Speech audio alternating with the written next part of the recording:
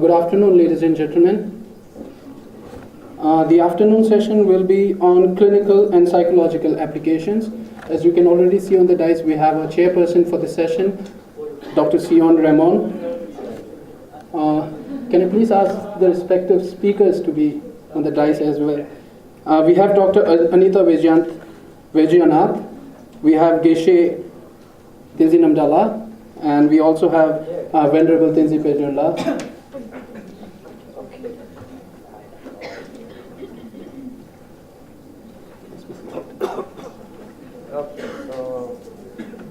Dr. Raymond, let me just go on with the formality.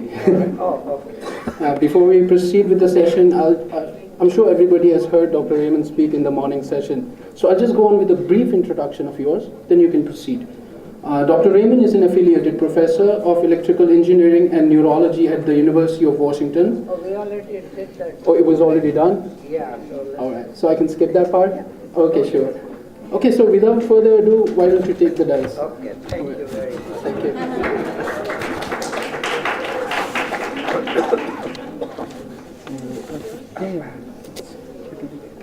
Okay, so here we are, and this time we are going to have 3 presentations, and we will talk about mostly from the clinical, psychological sides, what's going on. And our first presenter is Dr. Anita Vijayanath. I hope I'm pronouncing it correctly. And in your bio, I don't have it. She's a great doctor. How's that?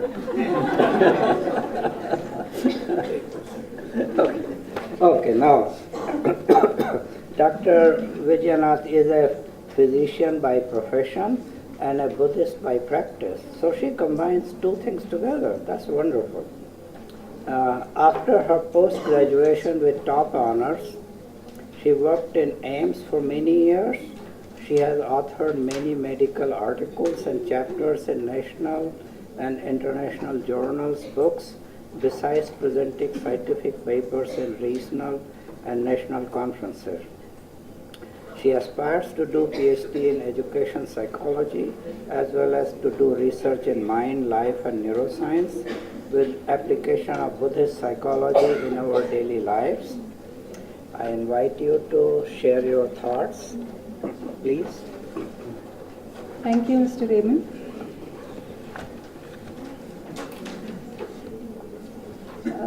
Good afternoon and hello everyone. The other day I was talking to a friend of mine. She was finding it hard to focus and concentrate on her work. She was feeling fatigued and was taking frequent naps throughout the day, and still feeling fatigued even after her naps. She suffered from rumination. Her negative thoughts played repeatedly in her brain. As a result, she felt depressed and in need to re-energize herself by taking frequent naps. But soon after she got up from her nap, she again felt depressed. A neuroscientist will use mappings of this person's brain circuits and will be able to explain how her default mode circuit was in overdrive even when she was at rest, which put her into a state of rumination about her negative thoughts. This means that she had problems engaging her cognitive control circuit and dampening down the ruminative thoughts in order to focus. Instead, her brain was stuck in overdrive, making it difficult to concentrate at work. When a neuroscientist psychotherapist will give her feedback, she will be told to try things that will help her shift out of that state of ruminative overdrive, just like an analogous to heart health, where the best current evidence suggests lifestyle changes combined with new interventions and drugs. Similarly, she was given the advice of trying fast walking or listening to music, something that will get her brain in a different kind of rhythm, because one cannot ruminate while walking fast or while dancing. Such activities get the brain out of overfiring of default mode circuit of rumination towards voluntary control of emotions. Transcranial magnetic stimulation can complement such activities by helping regulate the default mode circuit and the way it interacts with the cognitive control circuit. This shows how important neuroscience is and how it helps in psychotherapy. There are many exciting contributions from neuroscience that have given insight into our thoughts and actions. It was 3 neuroscientists who were awarded the 2014 Nobel Prize for their discoveries of cells that act as a positioning system in the brain. In other words, the mechanism that allows us to navigate spaces using spatial information and memory at a cellular level.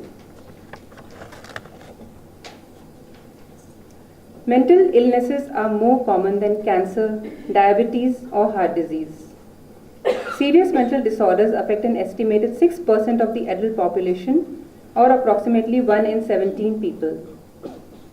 Only a little more than half receive treatment. A WHO report estimates the global cost of mental illness at nearly $3.5 trillion, with a projected increase to over $6 trillion by 2030. Evidence from the WHO suggests that nearly half of the world's population are affected by some kind of emotional disorder, with an impact on their self-esteem, relationships, and ability to function in everyday life. An individual's emotional health can also impact physical health, and poor mental health can lead to problems such as substance abuse. Emotional mental disorders and neuropsychiatric disorders are the leading cause of disability worldwide, accounting for 37% of all healthy life years lost through disease. They are the main cause of lost productivity, with an economic cost of about $50 billion per year, according to a study published in a 2013 issue of The Lancet. These are the global statistics. Latest figures are 405 million people experience depression and 274 million experience anxiety disorder. The seriousness of the problem can be gauged from the fact that the recent WHO World Health Day was singularly devoted to campaigning for depression and its prevention.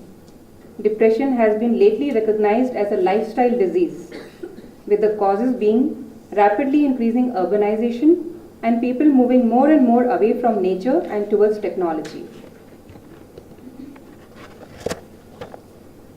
Maintaining good mental health is crucial to living a long and healthy life. Good mental health can enhance one's life, while poor mental health can prevent someone from living an enriching life. According to Richards, Campania, and Museberg, there is growing evidence that is showing emotional abilities are associated with pro-social behaviors such as stress management and physical health. Investigating the degree and severity of untreated emotional mental disorders throughout the world is a top priority of the World Mental Health Survey Initiative, which was created in 1998 by the WHO.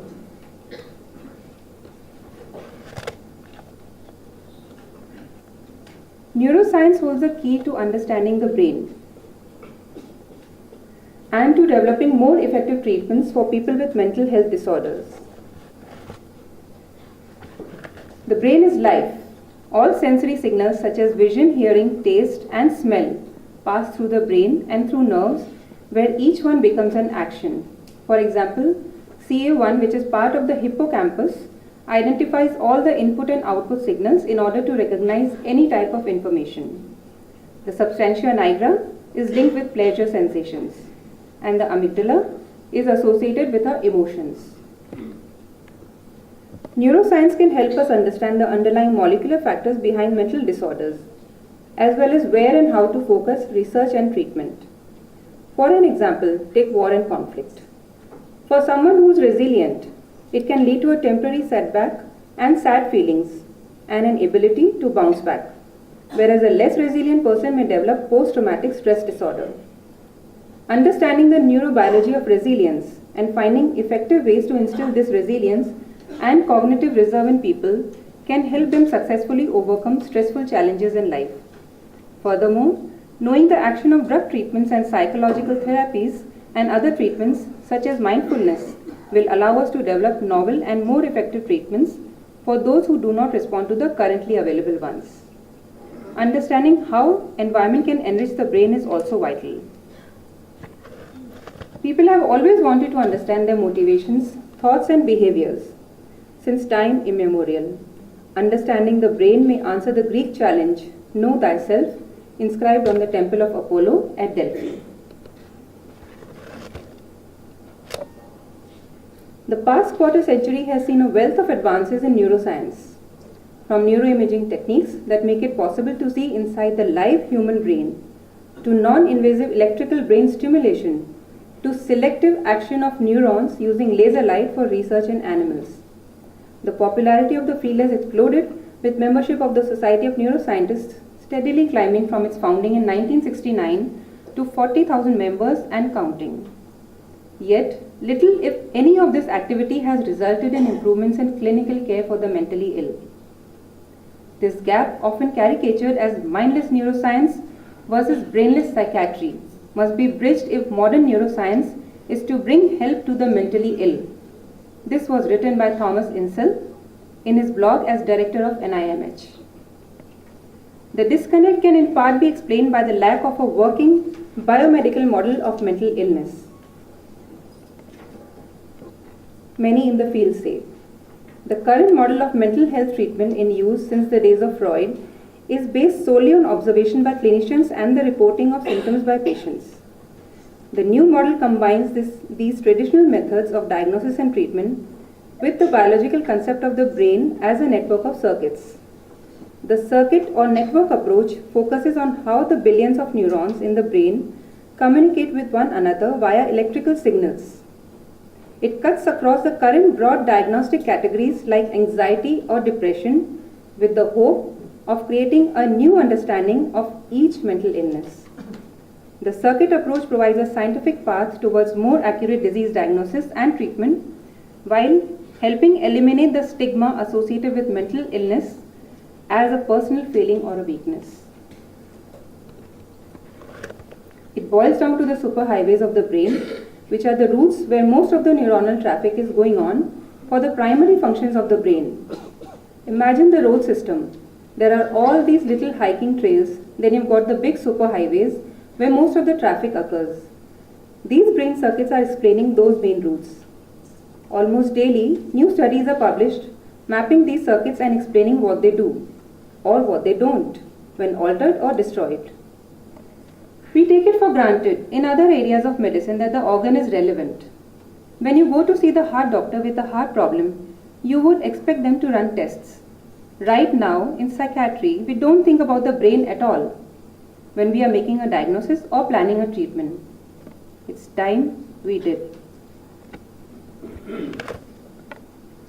A holistic model of mental health generally includes concepts based upon anthropological, educational, psychological, religious, and sociological perspectives, as well as theoretical perspectives from personality, social, clinical, health and developmental psychology.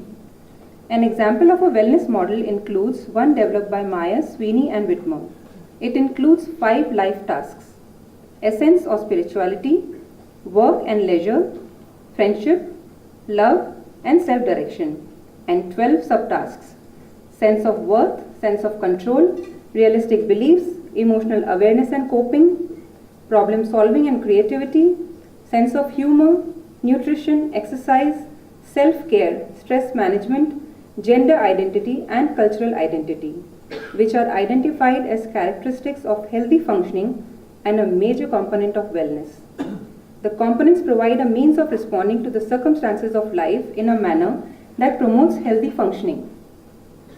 The tripartite model of mental well-being views mental well-being as encompassing 3 components of emotional well-being, social well-being, and psychological well-being. Emotional well-being is defined as having high levels of positive emotions, whereas social and psychological well-being are defined as the presence of psychological and social skills and abilities that contribute to optimal functioning in daily life. The model has received empirical support across different cultures.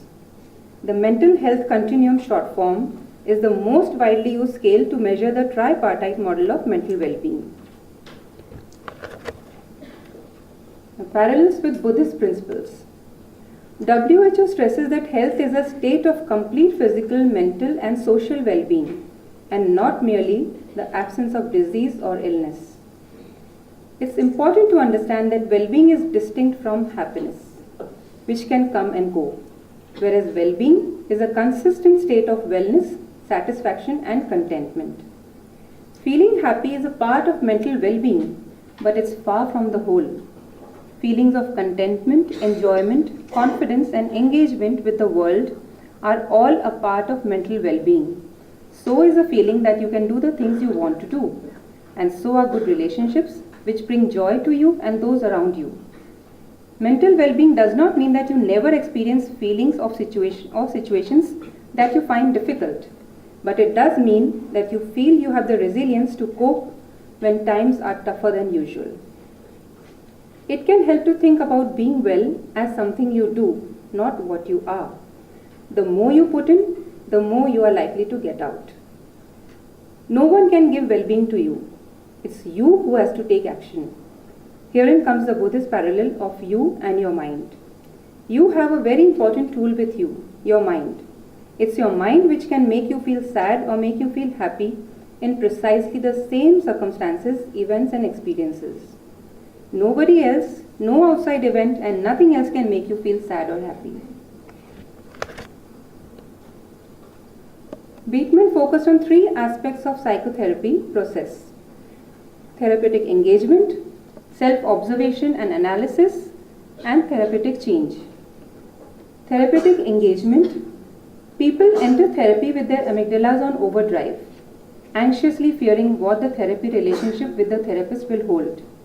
In the language of neurobiology, the aim is to reduce this hyperactivity in their amygdalas and to bolster the activity of the nucleus accumbens, a brain area associated with reward and pleasure. Various aspects of therapeutic engagement, such as empathically receiving and validating the client's feelings and building a sense of trust, can help to achieve this end.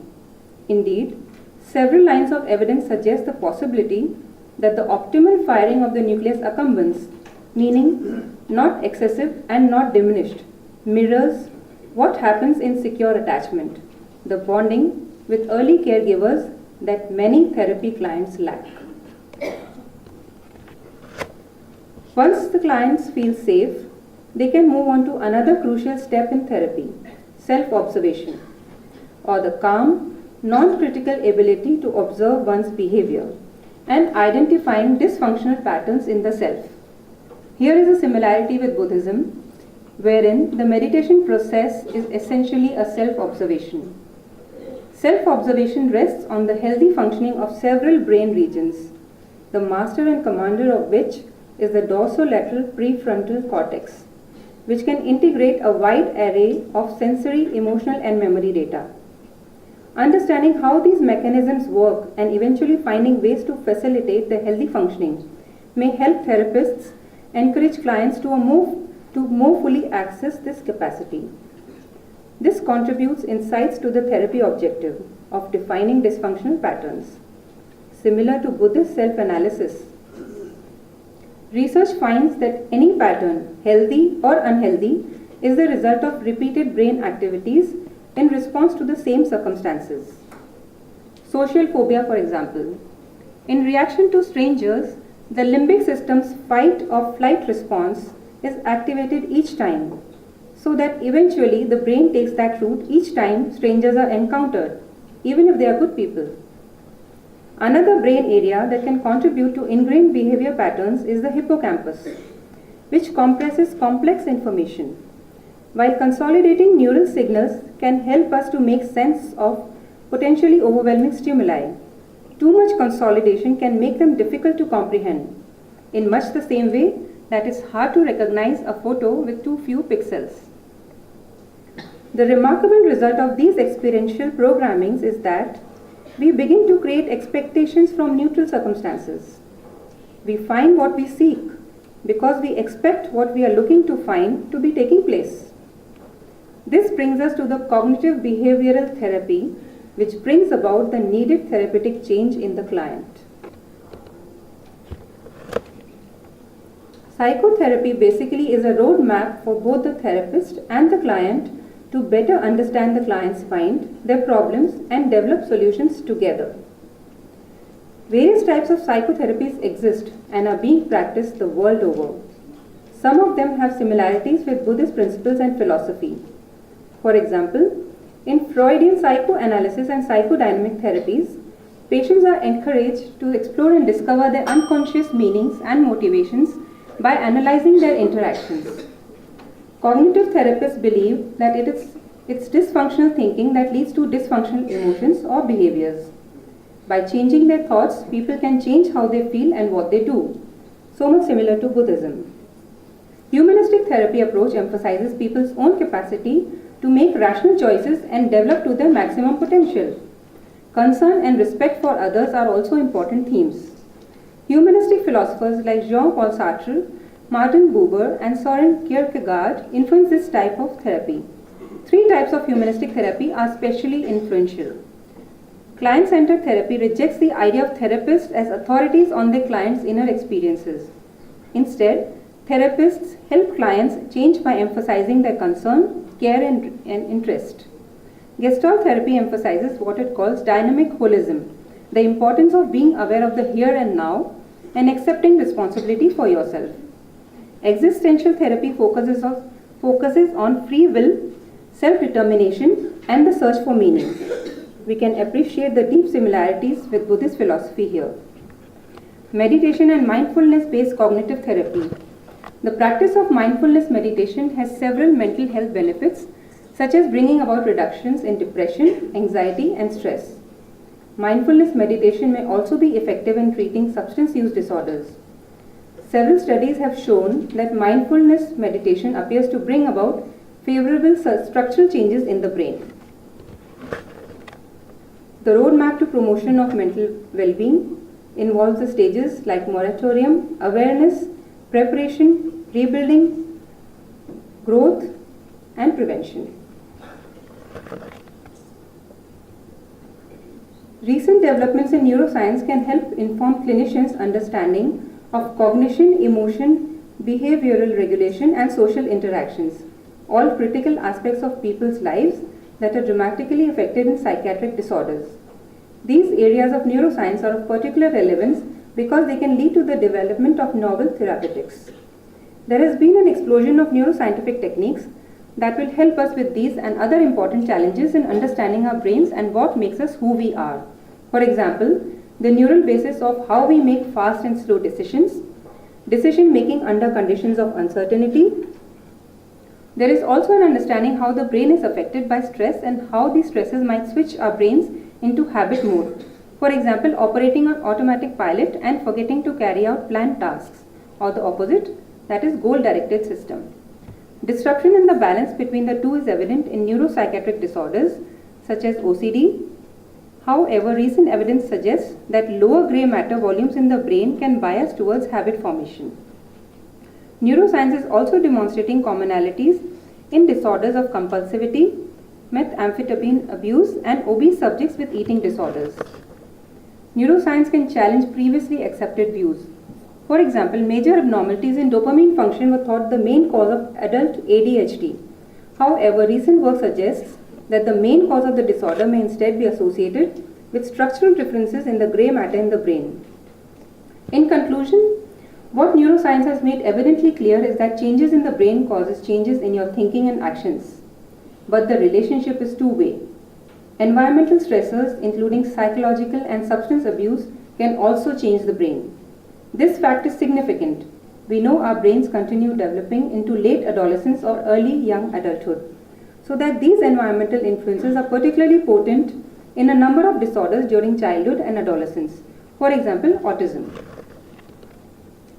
Novel neurotherapeutics such as brain stimulation methods like transcranial magnetic stimulation and deep brain stimulation, which activate various brain circuits, have shown promising results as treatment for emotional disorders. The advent of new imaging tools like PET and functional magnetic resonance imaging has been key to advances in modern neuroscience. A PET scan uses radioactive tracers to look for disease in the body. An fMRI measures changes in the blood oxygen levels, which can indicate brain activity. A variety of experimental techniques are also being used, EEG and MEG. Brain mapping is a technique used to show parts of the brain and how they work together. Tools used are EEG, PET, CAT, and MRI. It can lead to a more effective treatment for emotional and mental disorders. Biofeedback is a process of gaining control of physical processes and brain waves. It can be used to decrease anxiety, increase well-being, increase relaxation, and other methods of mind over body control. Neurofeedback therapy is also called EEG biofeedback because it is based on electrical brain activity, or the EEG. Neurofeedback is training in regulation. It heals the brain. It is an additional treatment for people with eating disorders, addictions, anxiety, and attention deficit disorders. The future. Grounding mental phenomena in the activity patterns of a neural network will provide us with a deeper understanding of human cognition and psychology. There have already been studies to predict criminality, for example, which criminals might reoffend. But as with other ethical implications of future science, we can't be naive about neurodeterminism. Severe physical impairments may deprive people from acting responsibly, but as our insights into the causal workings of the brain become more fine-grained, we might be able to explain more about what determines a person's actions and question current notions about responsibility. Thus, future neuroscience will contribute to a holistic understanding of human beings. Neuroscience in the future will join together findings about how the human brain works at all its levels and of human behavior. We should expect and believe that we can get proper treatment for all psychopathological and biological problems, such as neurodegenerative diseases like Alzheimer's, for every single individual brain according to someone's personal history. There is a time for everything, and this is the moment for neuroscience. It can help us to exceed what we currently consider the limits of knowledge. An extensive knowledge of the human brain will also help us to answer the classic question, who are we, and what distinguishes us from primates. Answering the Greek challenge to know thyself will be a turning point in the development of a civilization. For the first time, we may achieve complete self-awareness, at least in physical terms, of looking into a human brain and understanding its mechanisms and daily dynamics. Thank you.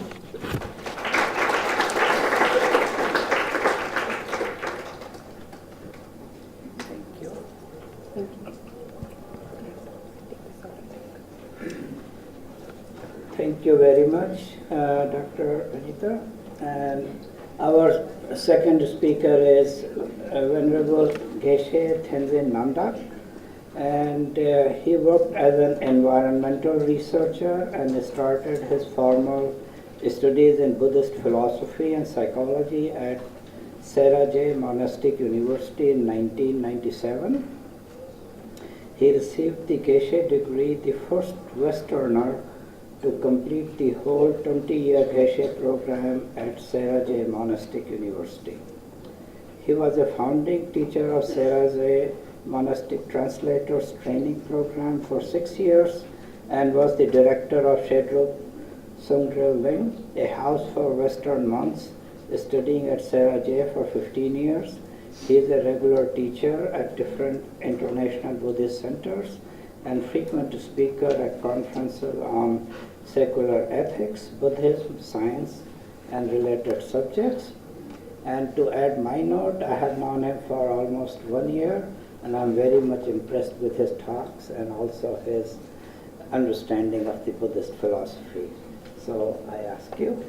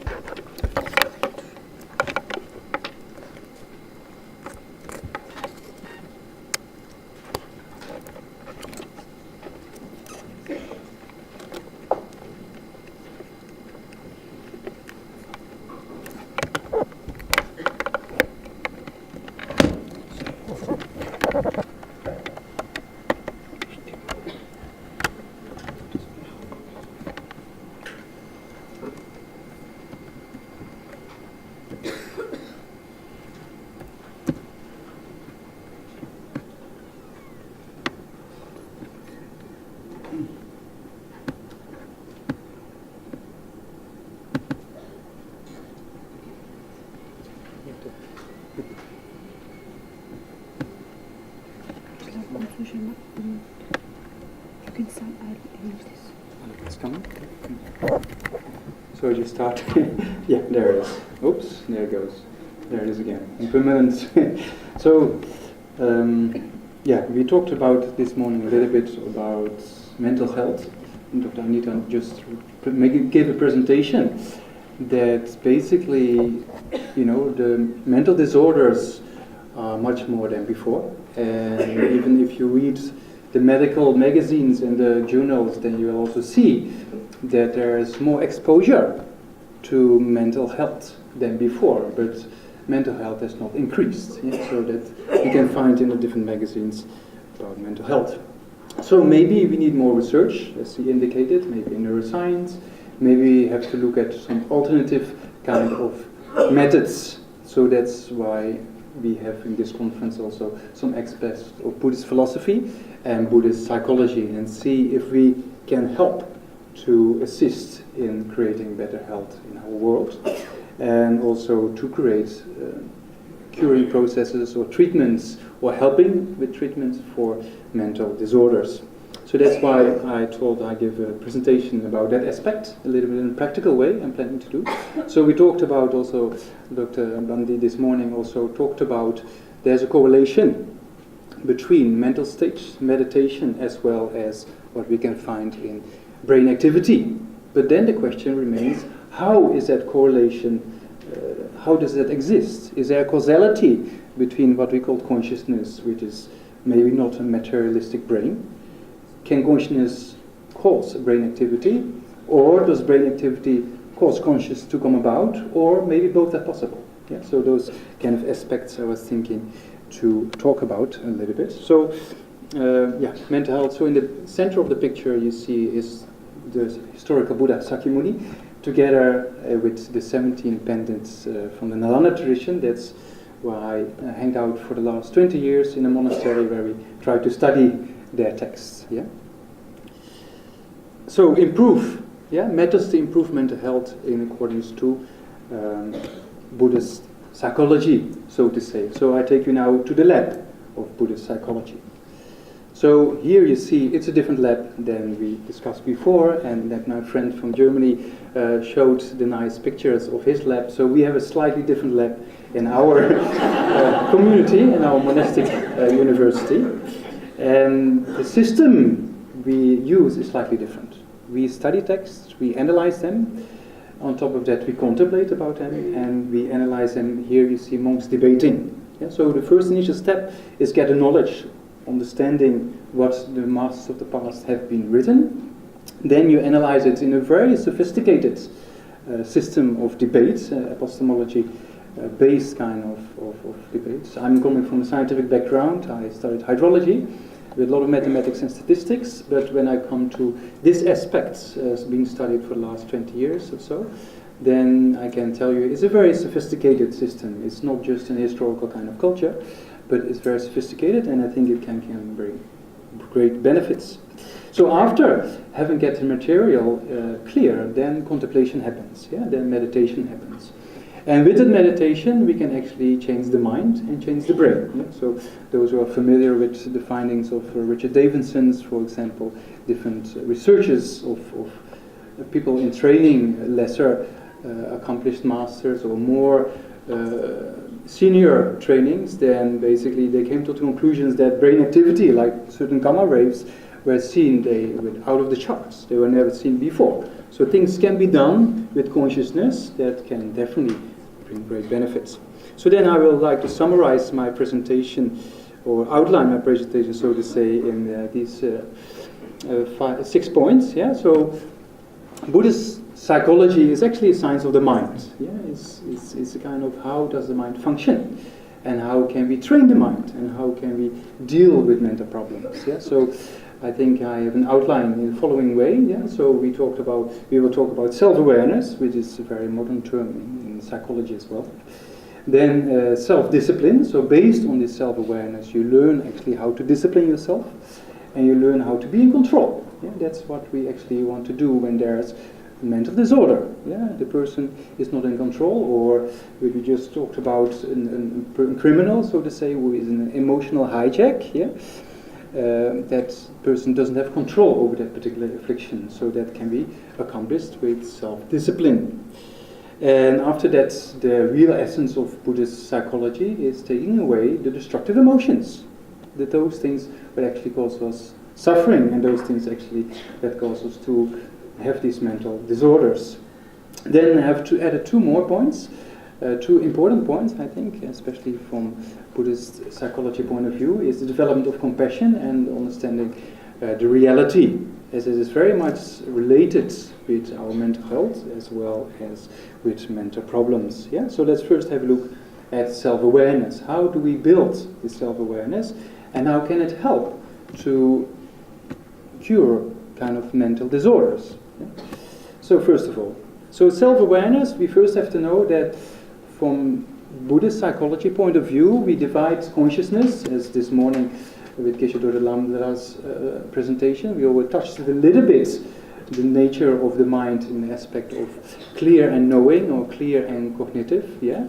So then on top of that, we can divide the mind in certain aspects. Yeah. So we have the 5 sensory perceptions, or the 5 sense consciousnesses, and mental consciousness. So why is this last section, mental consciousness, so incredibly important? Because that's where the mind training happens. That's where actually we can train the mind in. So most of the scientific findings are based on the first 5, yeah, more or less based on the sensory aspects of our mind. Why is mental consciousness probably more difficult to be examined? Because it's a kind of a consciousness in a conceptual way, yeah, though there's correlation with brain activity, but not as well defined as we can see with sensory perception. Yeah, but for a Buddhist point of view, mental consciousness is very important. So that's all falling into the category of primary consciousness. So primary consciousness is kind of a main mind. You can relate it to, in the early days in scripture, it says the king, yeah? And the mental factors like the retinue, yeah, or you can think about a minister or a president who cannot really function all by itself. Yeah, he needs a collection of ministers to function. Yeah, so that's why we have a kind of mental factor. So the amount of mental factors differs in the different traditions. Yeah, if it's the Pali tradition or the Nalanda tradition, but even in the Nalanda tradition, there's different interpretations in the classifications of the mental factors. So mainly, yeah, so there are classification of 51, classification of 46, but I spare you all the details. That's too much for this presentation. So then, primary consciousness, what does it do? Primary consciousness basically mainly knows the entity of a particular object, while mental factors, sometimes 51 in number, they help the primary consciousness to function. Yeah, so they be able to engage in particular object, to know a particular aspect of a particular object. So that's what the mental factor is doing. Then among all those mental factors we classify, for this particular training of Buddhist psychology and to help in the treatment of mental disorders, 2 mental factors are extremely important. So what are those 2? One depends on how you translate it. Yeah, some people translate it as introspection, some people translate it as alertness, and some people translate it in more newer translation being taken into being is meta-awareness. Yeah? In a sense that it's a kind of alertness state of the mind. From the corner of the mind you notice what is going on. Yeah?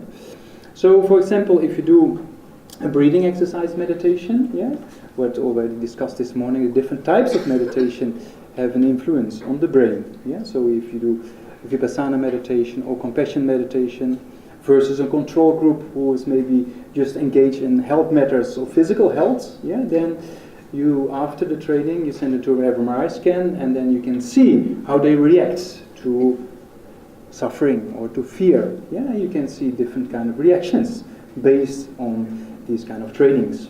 So then, when it comes down to building attention, yeah, what we a little bit touched just now about with OCD patients, for example, or lesser severe forms of schizophrenia, yeah, people have to learn not to focus on negative thoughts, or people have to learn not to follow a particular thought, yeah, or washing your hands again, or thinking, hearing some voices. So mental force, or the force of attention, basically has to be trained. Yeah, you have to be in control. So how do we start with that control? So then, initially, first there should be an awareness. There should be a way you be aware of what's going on. Yeah. So imagine if you concentrate on a particular object. Yeah, there can be the breath. Yeah, you count from 1 to 10, for example. Then from your main mind, the primary consciousness is doing the counting of the breath. Yeah. Then from the corner of the mind, there is a mental factor called meta-awareness. Yeah, which actually is alert if the mind is real counting, or the mind goes to a thought, or the mind goes to a sound you hear outside. Yeah? So this is the first mental factor, meta-awareness. Yeah? So it has to be developed. And that can be developed by these concentration meditations. Then the next mental factor that is important is mindfulness. Yeah? So first you be aware you're distracted, yeah, in meditation, and then with mindfulness you bring your mind back to actually what you're supposed to do, which is the counting of the breath. So mindfulness is kind of remembrance. Remembers the instruction or remembers what has to be done. Yeah, so those two mental factors are extremely important. For example, in an OCD case, yeah, a person should be first aware about the thoughts that come up before taking action. Next step is to force the mind to another instruction, to go to the garden, for example, instead of washing your hands. Yeah, so that can come to training in these two mental factors. Yeah? So this is a very simplified explanation of the practice. So this self-awareness then, yeah, that has been generated, yeah, that builds up to what we call self-discipline, yeah, by the form of these two mental factors we just discussed. Yeah, we generate a kind of, as Jeffrey Schwartz, I read quite a few of his books regarding OCD patients because it correlates very well to the Buddhist form of psychology. And then what he calls the increase of mental force, of attention. Yeah, that a person doesn't pay attention to negative thoughts, doesn't pay attention or learns not to pay attention to the thoughts of washing your hands again, or listening or hearing voices and focus upon that by psychotic disorders like schizophrenia, for example. So in that way they can be tools in the treatment. So how does that work? How can these two mental factors actually be a tool? So I take the example of Jeffrey Schwartz's interpretation of mental force. Yeah. So, for example, an OCD patient. Yeah, an OCD patient is to the release of neurotransmitters in the brain, forced to wash his hands a few times every time he touches a door, every time he does something else. So, based on that, there's this kind of release of neurotransmitters, and the person doesn't have the free will, so to say, to do something else. Right.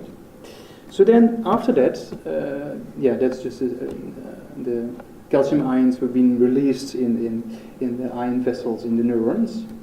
Then, due to the training, the person actually learns how to focus on something else by these two mental factors of alertness or meta-awareness and what did I say? Are they translated? Meta-awareness and mindfulness, right? So he learns or trains to not listen to that kind of impulse, but to go to the garden instead in the training period. So, that being the case, then the person actually, what you will see, because of the habituation and the power of those two mental factors, there's a possibility not to let yourself follow those aspects of what comes from the brain or what comes from the neurotransmitters. That's one aspect of this practice. So how does it relate in neuroscience? Then I leave it up to the experts. I saw a very interesting theory or hypothesis with my friend Sion touched a little bit Henry Stepp's interpretation of quantum mechanics into neuroscience, that because there's a huge amount of release of neurotransmitters, there's a possibility or probability of a choice, of a free will. Yeah. So and then the release of these neurotransmitters, according to Henry Stepp's interpretation, Henry Schwartz, is that the calcium ions, will be released. They are so small in the extremely small vessels that actually the law of uncertainty of quantum mechanics can be applied.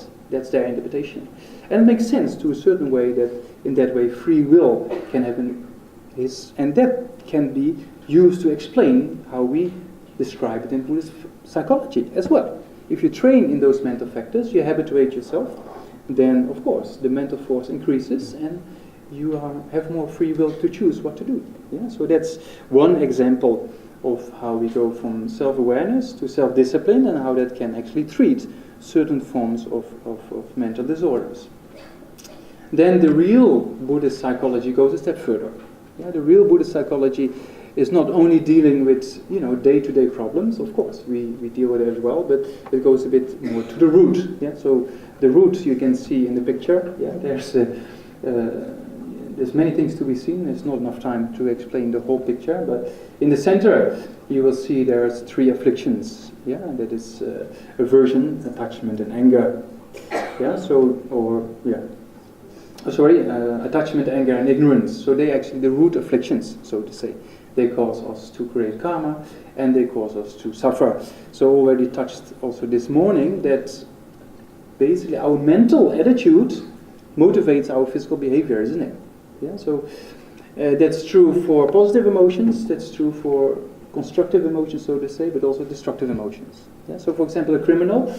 We have a Buddhist center in Bangalore, and we start to do some social work. So for the last few years, we also conduct talks in a central prison in Bangalore. There's about 4,000 inmates in that prison, and one of my friends in prison, he's for murder. So it looks like he's a criminal, but if you meet him, it's just a human being, who actually acknowledged and said that in 10-15 minutes, I was not in control. Anger took over. I made a mistake. So then you can see actually that even those kind of cases, that a mental attitude of anger in this case caused him to commit a crime. Yeah? It's a kind of emotional hijack. So if you train in kind of methods that's been explained in Buddhist psychology, then you can subdue your mind to an extent that those afflictions don't become present anymore. Yeah, so that's also, if you read, most of you probably interested in these matters, read Daniel Kohmann's books, Emotional Intelligence, Social Emotional Learning, Healing Emotions, etc., etc. So if you read those books, the conclusion comes down to the same principle. Subduing your mind brings happiness for self and others. Yeah, it prevents problems for yourself and prevents problems in society. Yeah, so that's a very, very similar principle we see in Buddhist psychology as well. So that are the root afflictions. So to say, there's a lot of other categories, but I spare you all the details. So, what should we do, and how should we go about with these afflictions? Yeah. So that's kind of what I just talked about in the previous slides. Is that generating this introspection, or meta-awareness, as well as mindfulness, is based on the placement meditation, concentration meditation. Well, this. What we talk about now, to eliminate the afflictions, that talks about an analytical meditation. You analyze. You use the capacity of an analytic approach. Yeah? The same happens to us when we get angry at a person, isn't it? Within a few split seconds, you're able to say, oh, this person is bad, or I don't like this situation, because of this. No, within a few split seconds, you come to a conclusion. It's not always the right conclusion, or it's not in concert with reality. Why? Because those destructive emotions, they only see one aspect of reality. Anger, for example, only sees the faults. Doesn't like to see the qualities or hear about the qualities. Yeah? So when you anger at a person, and the person, your best friend, pats you on the shoulder and says, look, this person also has qualities. This person does this and that. You say, no, not true. Right? That's the state of anger. Yeah? So that's not in concert with reality. So you analyze the negative aspects of the destructive emotion, and you contemplate and analyze the positive aspects of its antidote, like patience versus anger. Yeah? So in that way, you build up an habituation. By the power of this habituation, you can change the mind. Yeah? And that's more or less the theory behind.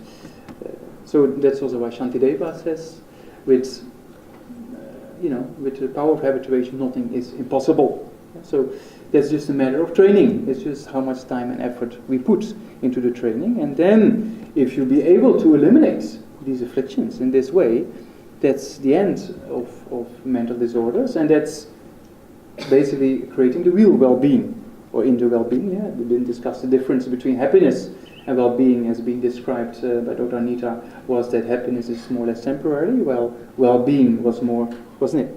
Was more a kind of, consistent kind of state. Yeah, so that's possible. Yeah, this is a very simplified presentation of how these aspects have to be. So Then another aspect I like to touch is compassion. So being a very important aspect of Buddhist, Buddhist practice, and also has great benefits.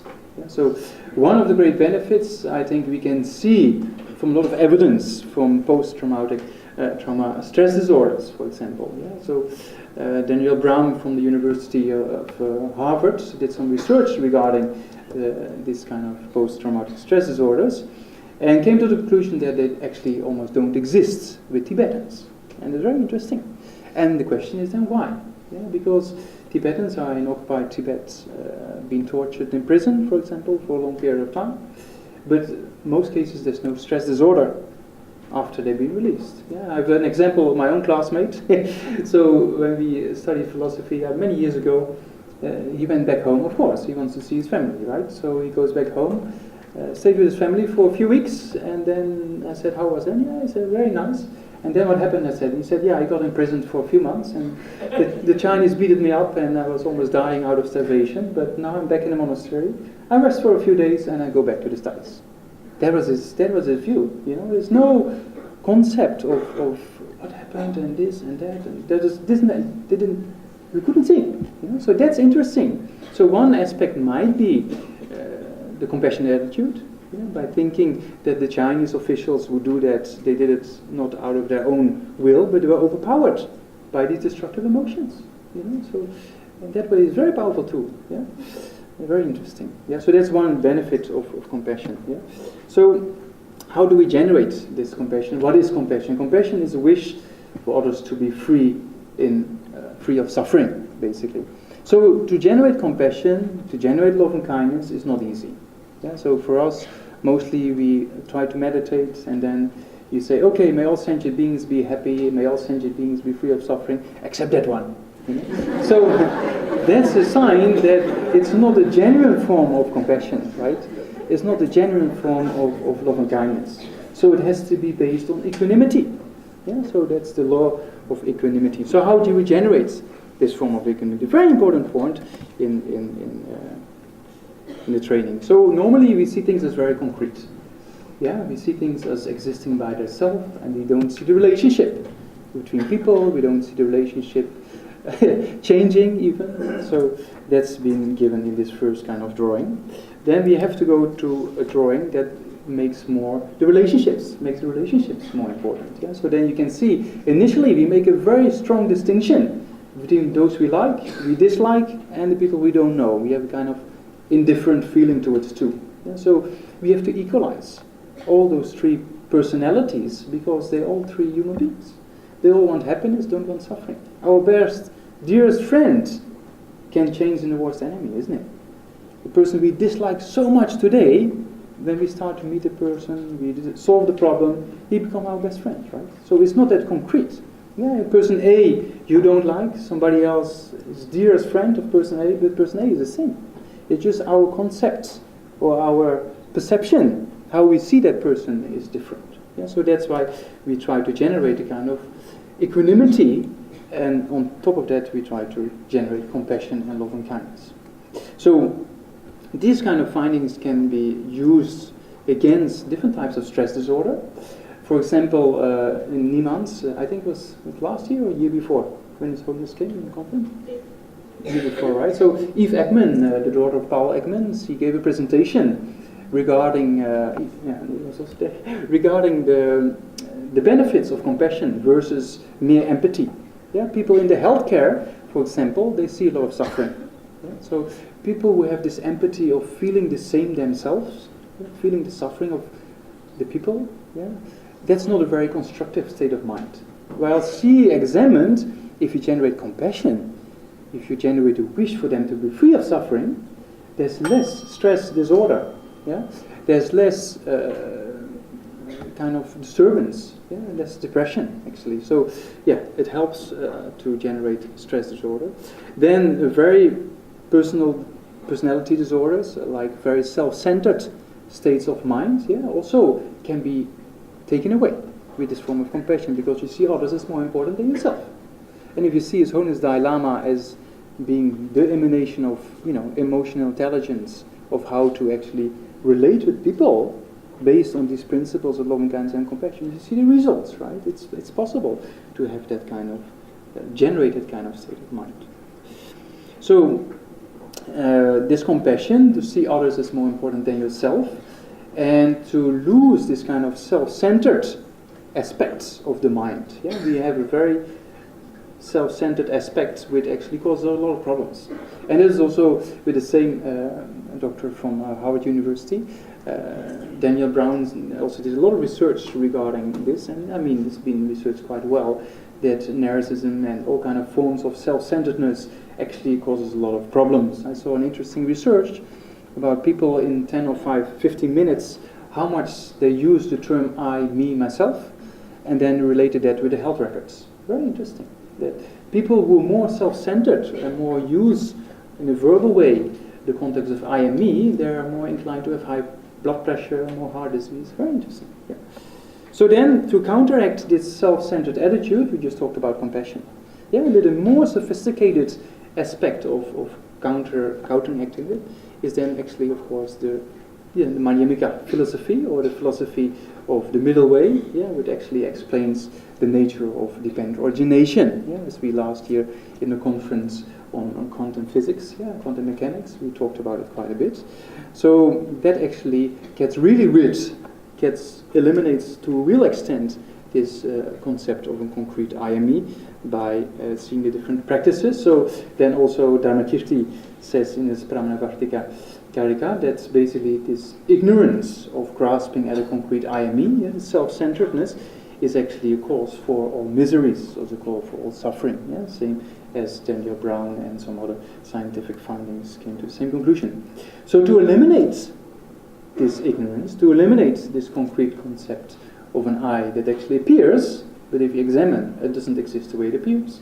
Same in quantum mechanics, things look out there as very concrete, but then we go to the quantum level, then we cannot find any concrete things anymore. It's all a relationship of energies and possibilities and interdependence. So that's also why Nagarjuna says that if you eliminate these views of I am I, then karma and afflictions, or the causes for suffering, so to say, can be eliminated. So I have 2 more minutes, and that's just enough for the conclusion. So, in that way, to make it short, Buddhist science of the mind is a kind of, it's psychology and philosophy can be used for different things. So we talked about eliminating destructive emotions. If you eliminate destructive emotions, then ultimate well-being can be achieved, even the well-being of nirvana, so to say. Then it improves automatically mental health. You can see people who practice these aspects of mindfulness meditation, compassion, love and kindness, it changes people. It really, you can see people have a more value of life, or more improved mental health. Oops, there goes something wrong. So, 1 second here.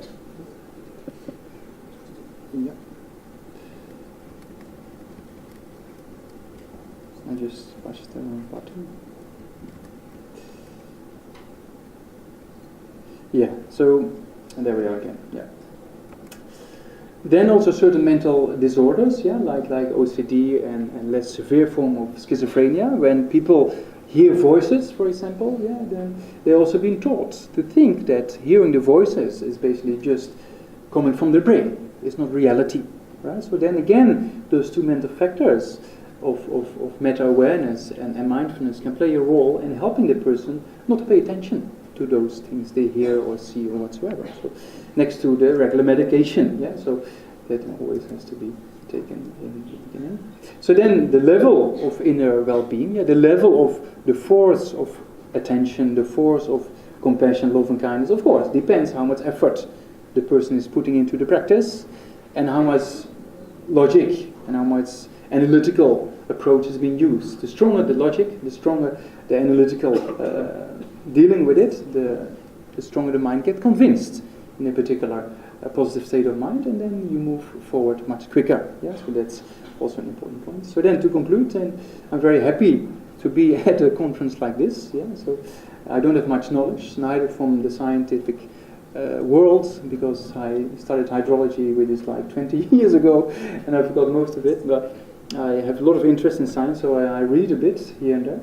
And I think that these kind of conferences can really help to build relationships by not only Buddhism, but also other forms of faith and general forms of mind training can actually help to build a better world. So let's hope there's another kind of chain to that. Yeah.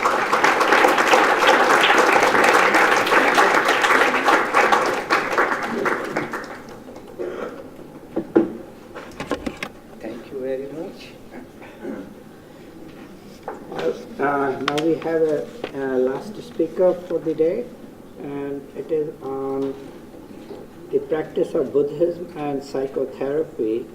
How can the two complement and support the other? It is presented by Venerable Tenzin Palvo, sitting there. She obtained her doctorate in clinical psychology from the University of Tennessee in USA, and was introduced to Buddhist philosophy upon taking a required out-of-department course in order to complete graduation. She completed her pre- and postdoctoral studies at Dartmouth Medical School in New Hampshire and worked as assistant professor in the Department of Psychiatry. She received teachings from His Holiness the Dalai Lama during his visits to the USA and Khepje Lama Zopa Rinpoche. She gave up her career in 2012 to complete the master's program in Buddhist studies as a residential student at Lama Tsongkhapa Institute, Italy. She is currently serving as the director of Root Institute and FPMT Residential Center in Bodh Gaya, India, on the advice of Khepje Lama Zopa Rinpoche. I ask you to present your thoughts.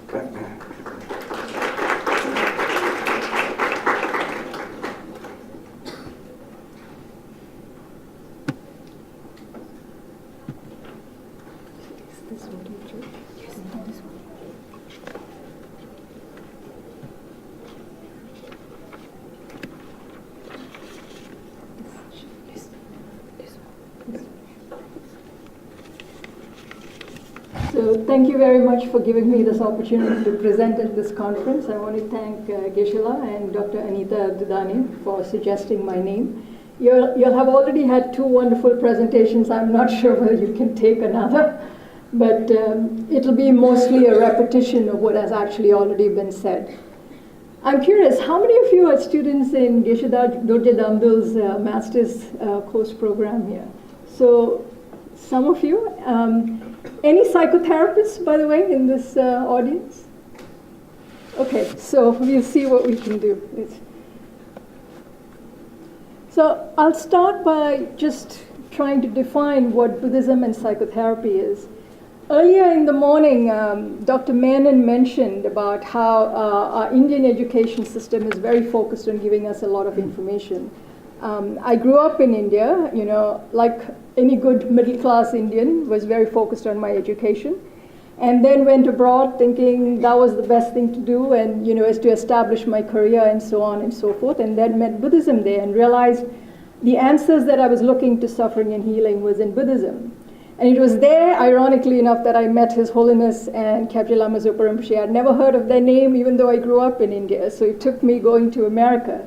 A lot of people ask me, when we circumambulate the Mahabodhi Stupa, why do so many Indians go in the wrong direction?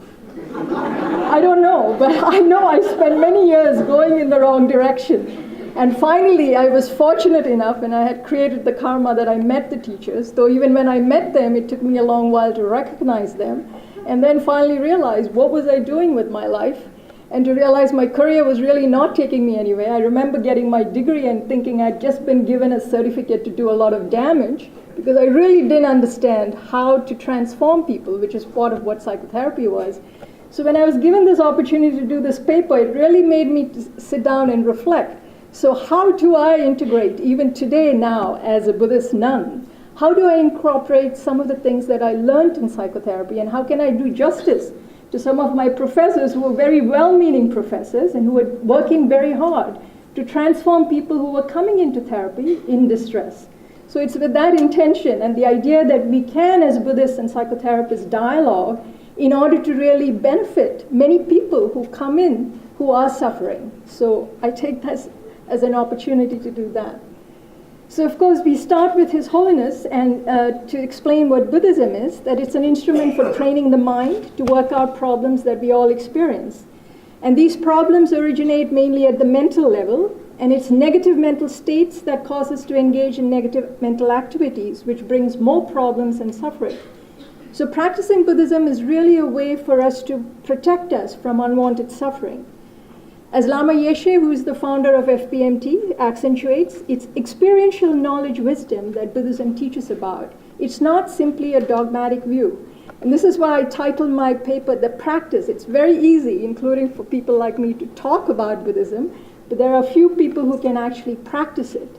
And in order to do that, we really have to absorb the teachings in a way that it really becomes part of our wisdom and experience to bring that out.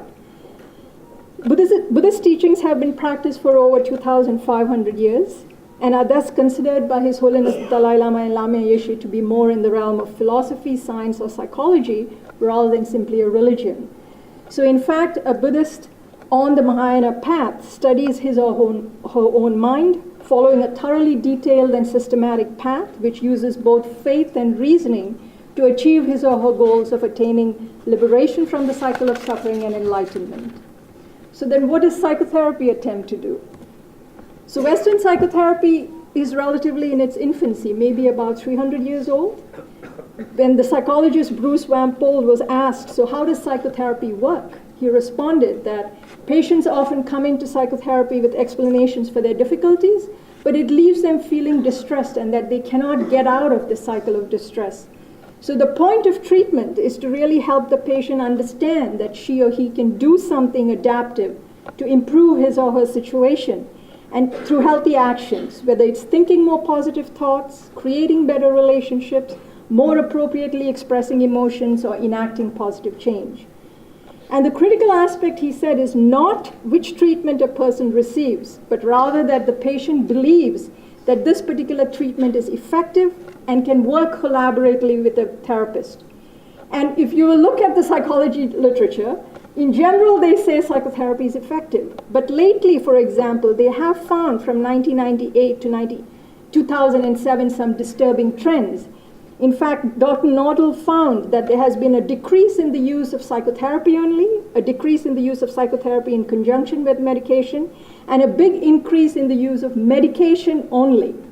And the explanation she gives is partly because of the consumers relying on psychotropic medication and the heavy aggressive marketing by pharmaceutical industries that has resulted in this. So I think it is fair to say that both Buddhists and psychotherapists would agree that while medications can be helpful in certain contexts, the over-reliance on medication alone as a quick cure definitely raises concerns.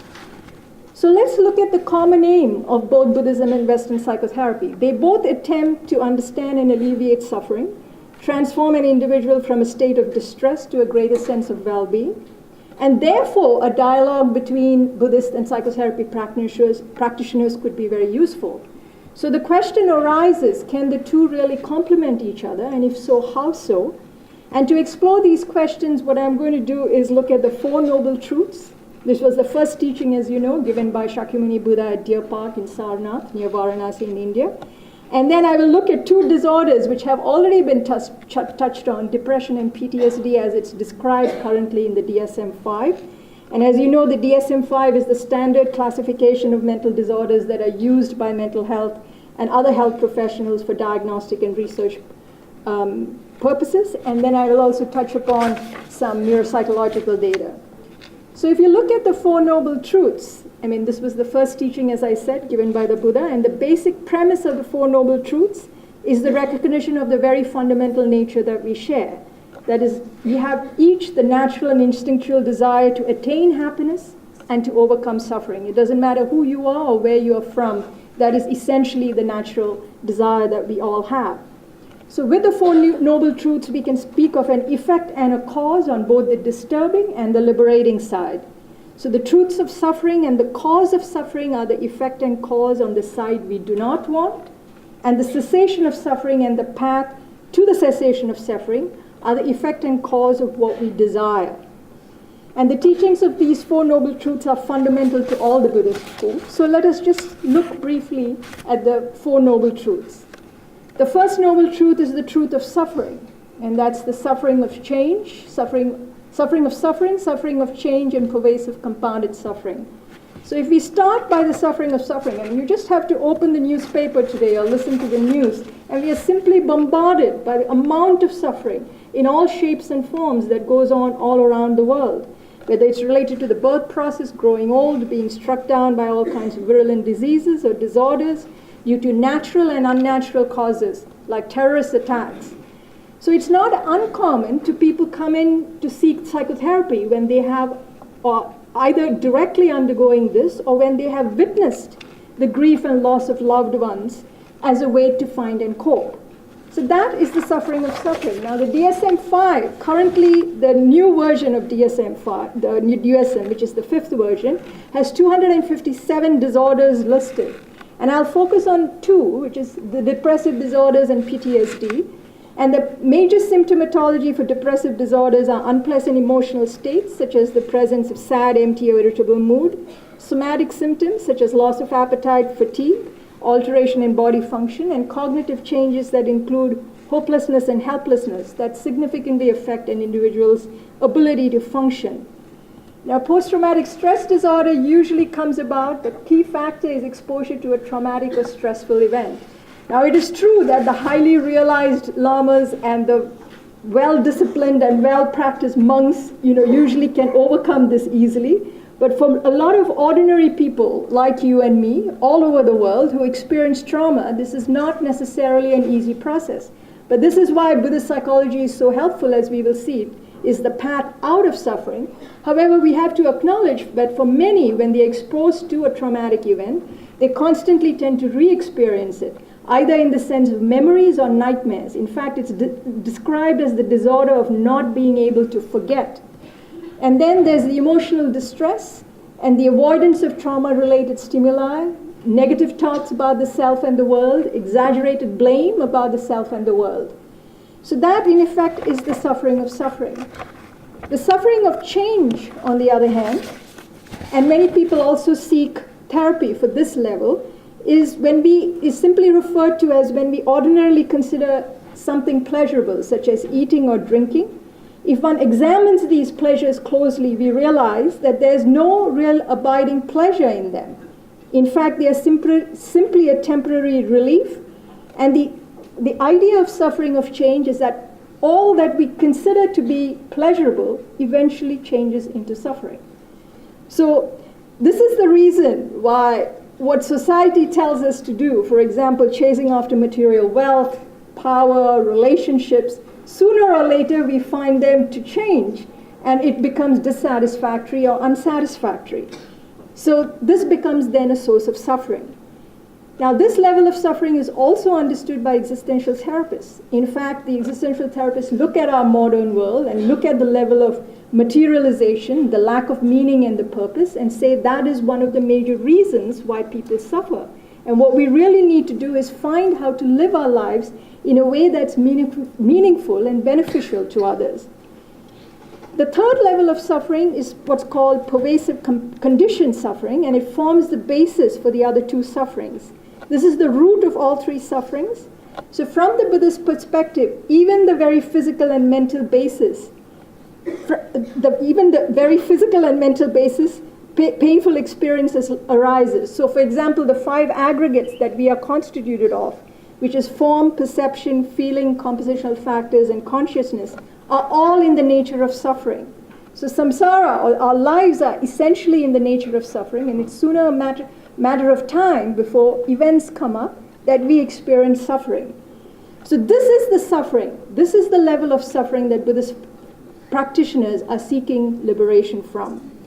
Psychotherapists, on the other hand, have no understanding of this level of suffering, so they do not address it. So from the Buddhist point of view, they never get to the source or the cause, if you will, or the root cause of suffering. So if we look at the second noble truth, which goes on to talk about the specific causes of suffering, Buddhists certainly do not believe in an external creator. In fact, as has just been described, the mind is seen to be the creator of all things. And there are two principal origins of suffering, karma and mental afflictions. I'll talk about karma, has already been mentioned, but mental afflictions are those which disturb our natural state of mind. And as our mind has been described in many ways, but essentially it's clear and aware, and it makes this natural state of mind unpeaceful. So for example, anger and attachment, they affect and pollute the natural state of mind, causing suffering.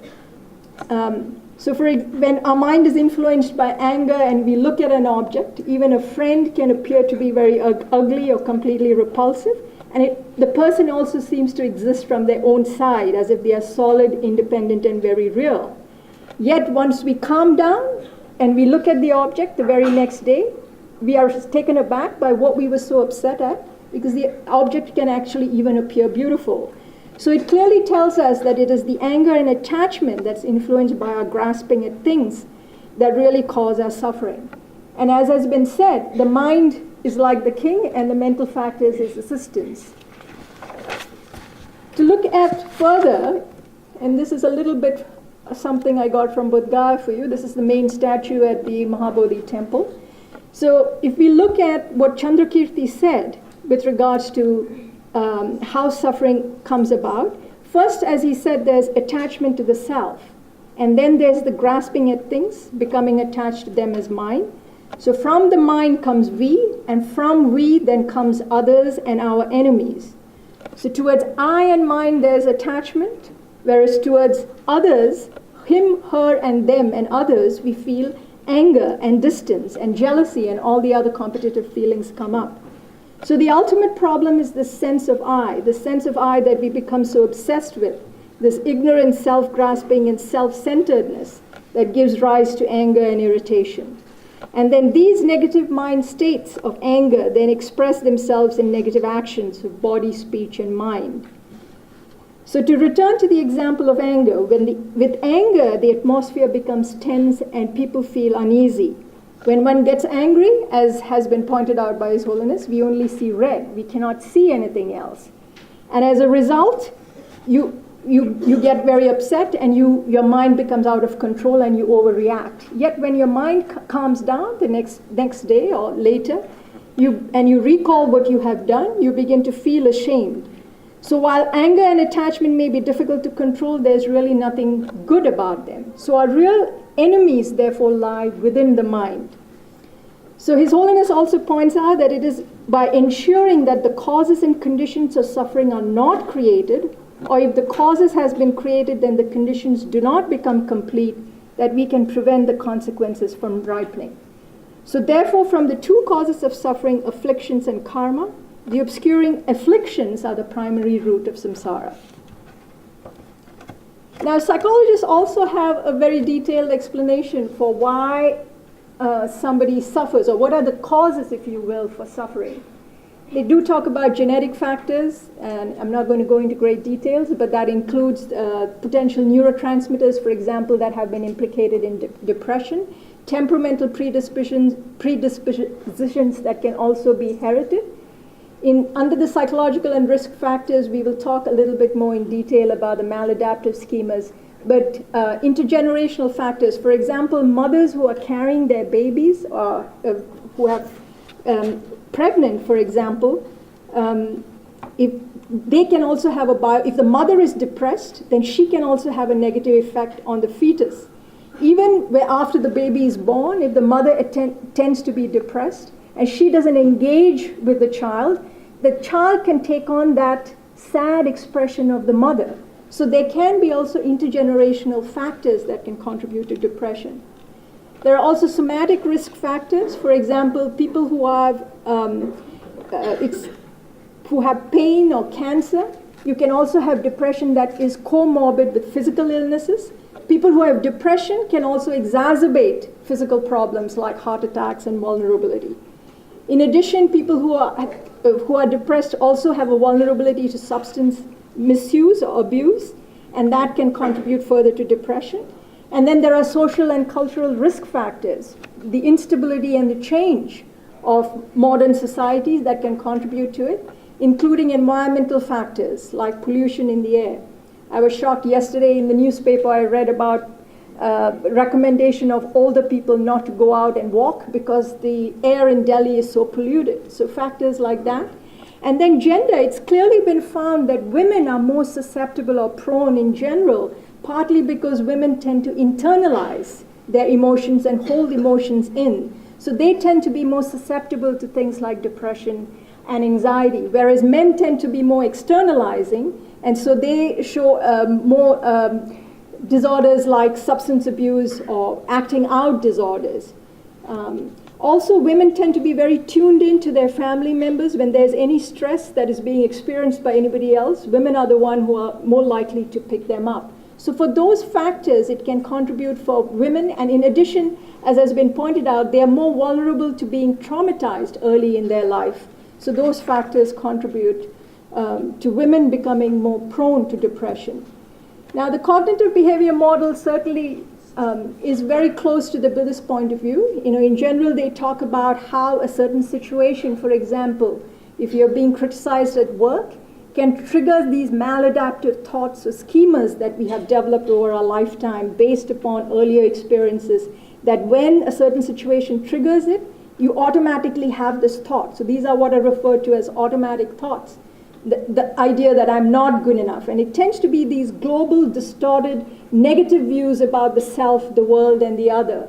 And then it brings about these negative emotions in turn, that I'm worthless, the sense of anxiety, and then the behavior tends to be, therefore, avoiding contact with others. Your physical reaction is your body tends to physiologically get stressed out or create the hormones that are actually counterproductive. And that, in turn, feeds the thought, and it becomes a self-perpetuating loop, which results in a state of chronic stress being created. So really the key factor here is the automatic thoughts and the maladaptive schemas that result or contribute to depression. So now if you look at the neuropsychological data here, there is, and this is maybe where Dr. Just can speak a little bit more, but the lower two brains are the ones of the depressed brains. And what they have found through looking at the functional MRI is that there are three brain networks, the cognitive control network, default mode network, and affective network, that are connected into what now researchers are terming the dorsal network. And what they are finding is that symptoms of major depression that we talked about before, the cognitive, somatic, and so on, instead of being separate and distinct, actually they tend to work concurrently and behave synergistically. So if you notice that this hot wiring of these networks results in an increased connectivity of those areas for depressed people, and that's the one that's C and D. And therefore, this becomes a target, if you will, in order to bring about change, a therapeutic target. Again, suggesting that the brain is not fixed and it's not dependent on isolated parts, but that they are really working together. And there is the possibility then to train the mind, if you will, to change the outcome of what can happen. So while Buddhist practitioners certainly acknowledge the contributing factors of all these various the genetic factors, sociological factors, somatic factors. According to the Buddha, of course, the main source of suffering lies within the mind. And if the source of suffering lies in the mind, then in order to get out, we can solve the problems by also working with the mind. So then how does cessation happen, or what is cessation? Now, according to Buddhism, again, practitioners can cultivate three understandings: the fundamental nature of mind being clear and in the nature of knowing, that afflictions can be purified, as has already been said. Just like dirty water, the nature of water is clear, whereas water can be purified. Similarly, our mind, the natural state of our mind is pure, and because afflictions are the mental states that pollute the mind, they can be removed. And there are powerful antidotes that have already been described that can counter the defilements, afflictions. And because of this, complete cessation is possible. So cessation is the total pacification of suffering and its causes, and it refers to the highest form of happiness, which is neither a feeling nor an experience, but a state of mind. Psychotherapy, on the other hand, if you ask any therapist about complete cure, it's very difficult for a psychotherapist to say complete cure is possible. Because part of the reason is the nature of some of these mental disorders tend to be recurrent. So even Freud said therapy is never finding a cure about what ails you. Rather, it is an effort to convert hysterical misery into common unhappiness.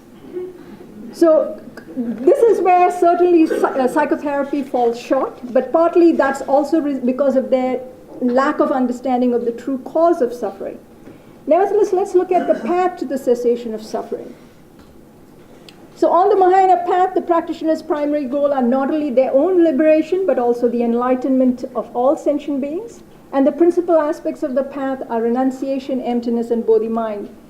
Renunciation and bodhi-mind form the method aspect of the path, which has already been actually described. So I'm not going to go into much detail with regards to talking about this, but it is important with regards to renunciation. It's important to understand that we have to begin, as Shantideva said, with compassion for ourselves. That is, we must want to free ourselves from suffering before we can really help others achieve it. And this uncontrived, spontaneous wish to free ourselves from suffering is what is referred to as renunciation. Now, this really challenges misconceptions some people have about Buddhism, that it only cultivates detachment from the self, and it's really not about having compassion for the self. And that's not true, because without genuine compassion for oneself, you really cannot help others. And this is something also psychologists understand. In fact, even Freud recommended that psychotherapists undergo their own analysis before really trying to help another. Because if you don't know and you cannot acknowledge your own suffering and a way out of that suffering, then how is it possible to help others? So when you apply that mind, when your compassion to yourself, then to others, then we refer it to the bodhi-mind. The bodhi-mind includes compassion and love. So compassion being the wish to free all sentient beings from suffering, whereas love refers to the positive aspect, the aspiration that all sentient beings have happiness and its causes. However, bodhi-mind is not simply love and compassion, because in addition to that, we also see that we don't have the ability right now in order to liberate people. We are limited even with people who come to us to ask for help. Very often we give the help that sometimes is not beneficial. So therefore, people, the bodhisattvas especially, work in order to deepen their love and compassion, and in terms of cultivating the methods and techniques to attain full enlightenment, so that they have the capacity to benefit each and every sentient being. So this thought, characterized by the aspiration, is called bodhicitta, or the bodhi-mind. Now, it's also interesting if you look at psychotherapy, that one of the key elements all psychotherapists will agree, and as has already been said in the definition, is in order to benefit people, you have to have an empathic relationship. Also, they acknowledge the importance of love and compassion. Yet there has been no systematic method in psychology, if you will, to develop love and compassion in the same way that we have in Buddhism. And this is certainly an area where there can be a lot more dialogue and study with regards to deepening our level of love and compassion. What psychologists are now beginning to do are actually incorporate loving-kindness meditation into the psychotherapy practice. So just to finish up with this point, meditation on emptiness is the wisdom aspect of the path, and method and wisdom are like the two wings of a bird that enable us to fly across the ocean of samsara to reach the heights of Buddhahood.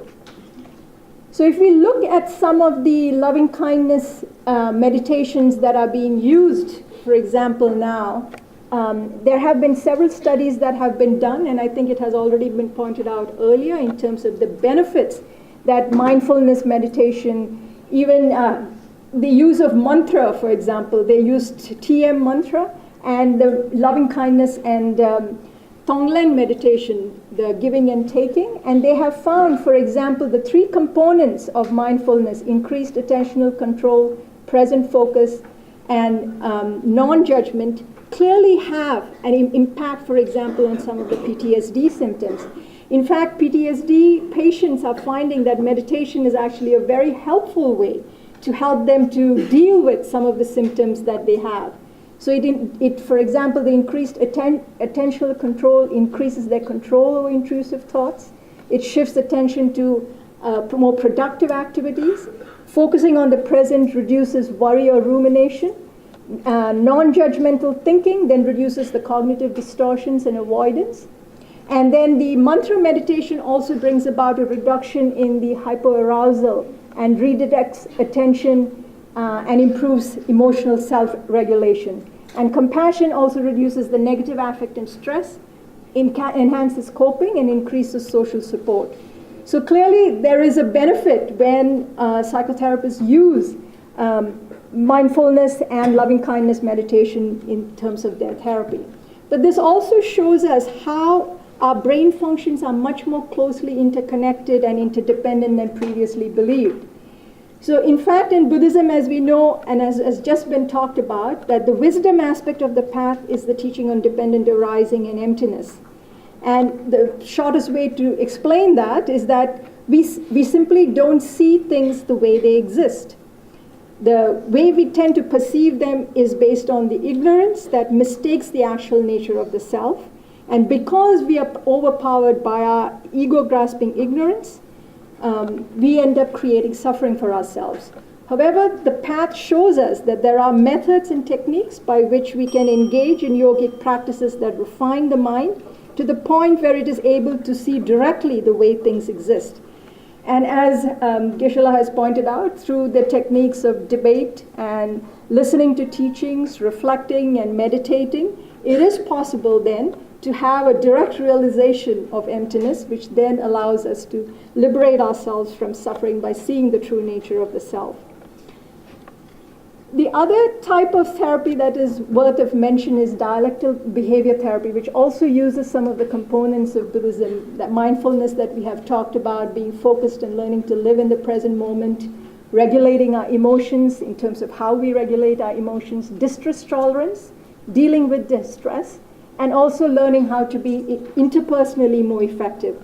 These, in fact, are the very areas for a trauma victim, for example, who struggles with, because these are the very areas that get affected. So there are systematic ways how this person can relearn, if you will, these or develop these skills that can then improve their functioning and their well-being. So in conclusion, it appears that although there are some similarities with respect to understanding the cause of suffering and the paths to alleviate suffering, the breadth, depth, and scope of Buddhism is far more extensive than what Western psychotherapy has currently to offer. If this was not the case, I would not have given up my career to become a nun. So certainly Buddhist psychology can assist psychotherapists gain a deeper understanding of the nature and cause of suffering, along with methods to transform and completely eliminate it. Thomas Kuhn, who some of you may have heard about, has pointed out that when knowledge and emerging facts challenge the prevalent view, it calls for a revolution. And if you look at each of the psychotherapeutic points of view, starting with Freud, the first formal therapeutic view to be presented, his was overturned then by the behaviorists when the facts did not fit. And then you had the humanists and the existentialists. And now it's interesting to see, you have many psychotherapists out there who are also Buddhist practitioners. So it would be interesting to see whether this type of, if you want to call it Buddhist psychotherapy, can become a basis for a practice that is grounded in empirical evidence and experiential wisdom that would benefit both the therapist and the client alike, and also become a viable long-term alternative to only taking medications. So in a world that is currently devastated by so much suffering at the individual, community, and global levels, the necessity for cultivating genuine peace, compassion, and wisdom of interdependence is critical. So I end with the words of His Holiness. Like His Holiness the Dalai Lama, may we too aspire to emulate what his favorite verse from Shantideva describes. As long as space remains, as long as sentient beings remain, may I too remain to dispel the miseries of the world. Thank you.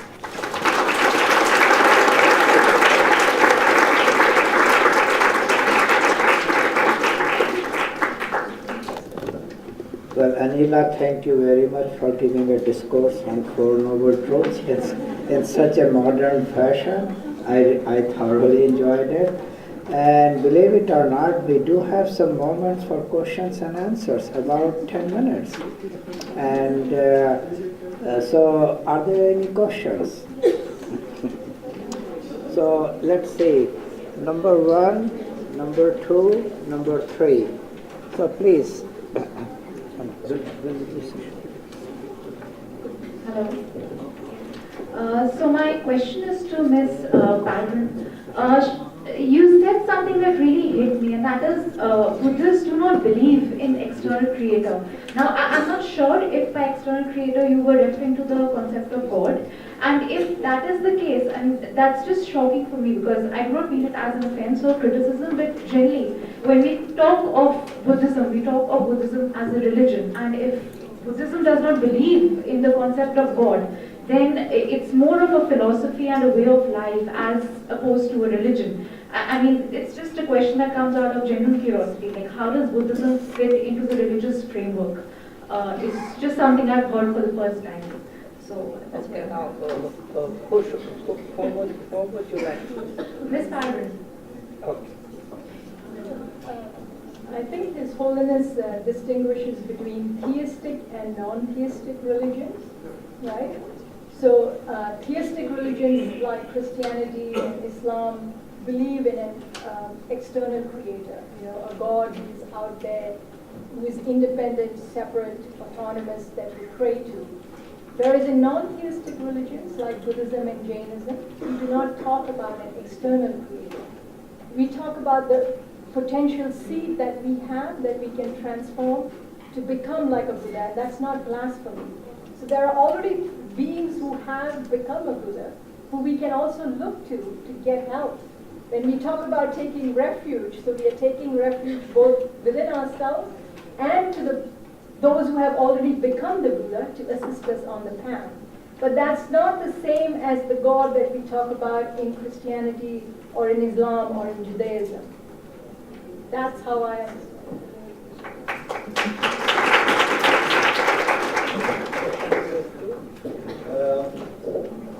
From the morning till now, we have heard a lot about meditation and the practice and the benefits that it accrues, both from the scientific angle as well as from the philosophical psychological angle.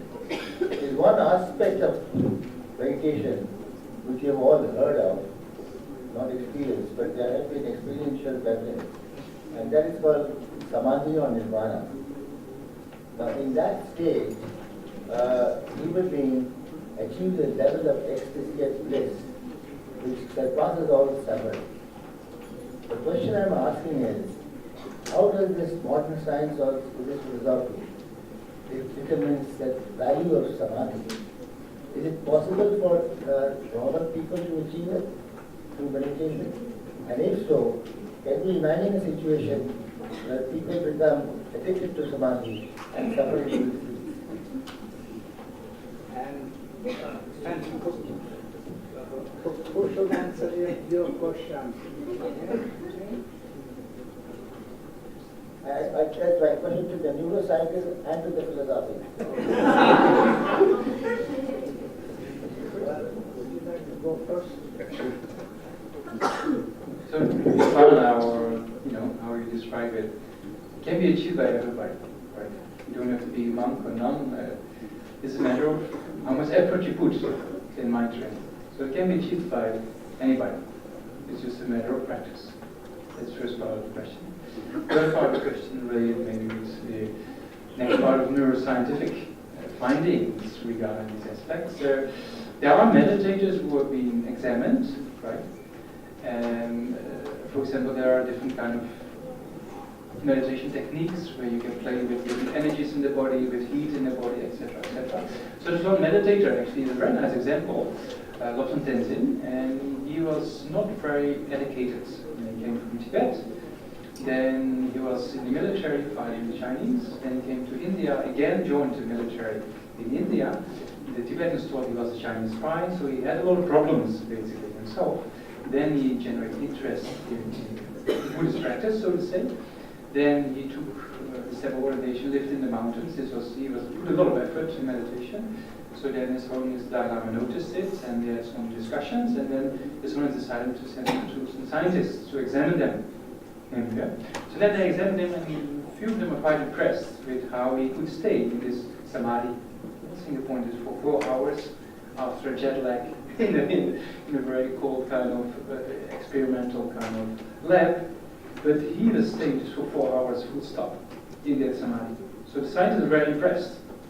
His comment was, okay, they can measure some physical kind of results, but they don't have a clue of the bliss of the mind.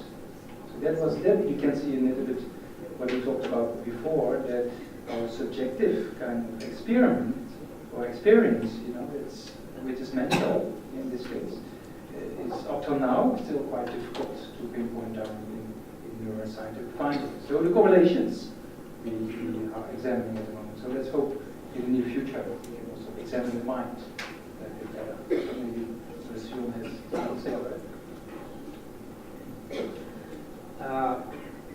I'll be very honest with you. To answer these questions, I would have to step out of my neuroscience box and put on my Buddhist hat. In a very simple fashion, I'm a card-carrying Buddhist, but that doesn't mean I'm really an expert on it.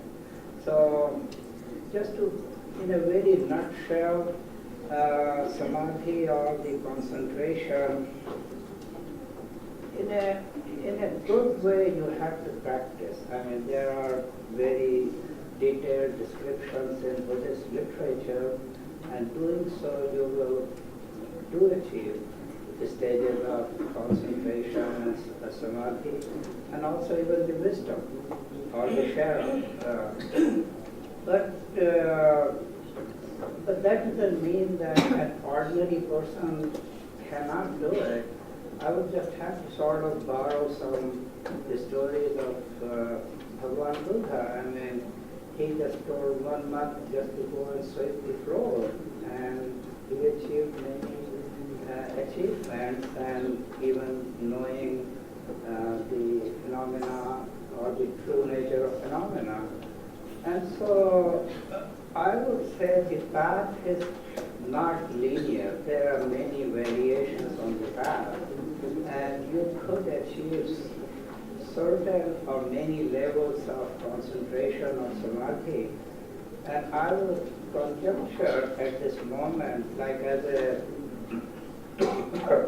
scientist or as a mathematician, like when I'm really concentrating on solving a very complex problem, after 3-4 days or even for a week of long hours, 15-16 hours a day, suddenly I see that, yeah, I'm able to solve it.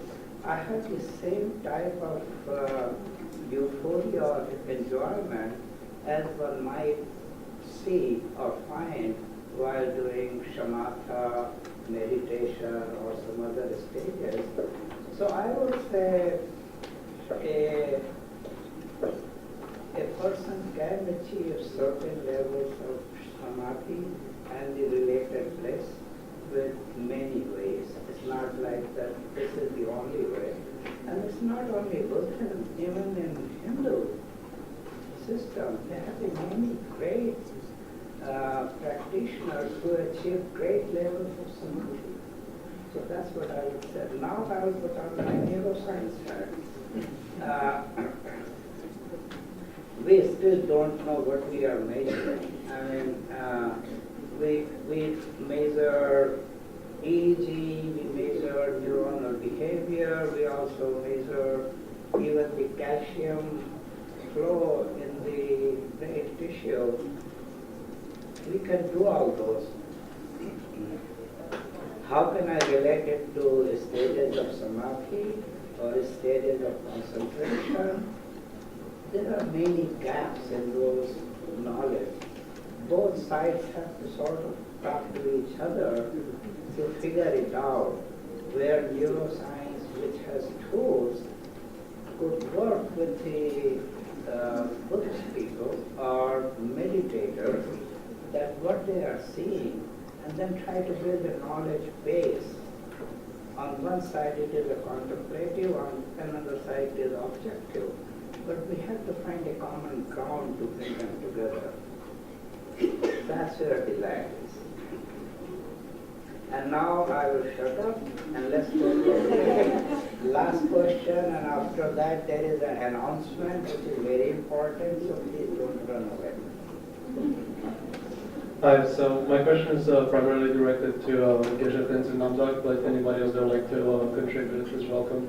So I would like to ask you about the Dharmakirti passage that you mentioned in your presentation about the self-other being codependently arising. You know, it's like once there's a self-cognition, the other comes as an alienation of an identity, which is something that Jen in Portuguese as a platform to establish the prasangic view of identity, right? So my question is, how does that relate, like phenomenologically, to that meta-awareness that you were mentioning earlier, right? Because it seems that meta-awareness is awareness of the self that also integrates the other, in the sense of like, it seems to be an awareness that doesn't like generate an identity to be aware, right? So how does that reconciliate with Dharmakirti's passage and in general the prasangic view? Thanks. Sure. So, of course, first of all, we have to train in this self-awareness, right? So how you relate this practice of self-awareness with counteracting that view of the self as being very concrete, right? This is of course for all the problems. So how does it work? So first of all, with some placement meditation, concentration meditation, you train in those factors, the meta-awareness and mindfulness. On the corner of the mind, to be aware if you're distracted or not. If so, you bring the mind back to the concentration or the object where you concentrate on. So that's being trained. Yeah? Then, if you take it into the practice of understanding the ultimate nature of reality, a similar thing can be applied. First, you see how things appear to the mind. So for that, those factors, you also use these kind of mental factors. See, you let it arise to the primary mind, yeah? How the I is being conceived, how the I appears existing from its own side. Okay? So then from the corner of the mind, you analyze. Yeah? So then in a similar way, the mental factor is not being aware how does it arise, but the next step is you analyze if it exists the way it appears. Yeah? So there are different techniques being given, different forms of logic you can use. Yeah, it's either one or different from body and mind, for example. Yeah. That's one aspect. Or you can see things cannot exist as concrete from its own side because body and mind is in the nature of dependent origination, of causality, for example. Yeah. So then you use that kind of reasoning to actually break down this concrete concept of I. So initially you let it appear, you recognize it, that's what we call technically recognize the object of refutation, that's what has to be refuted, the concrete I.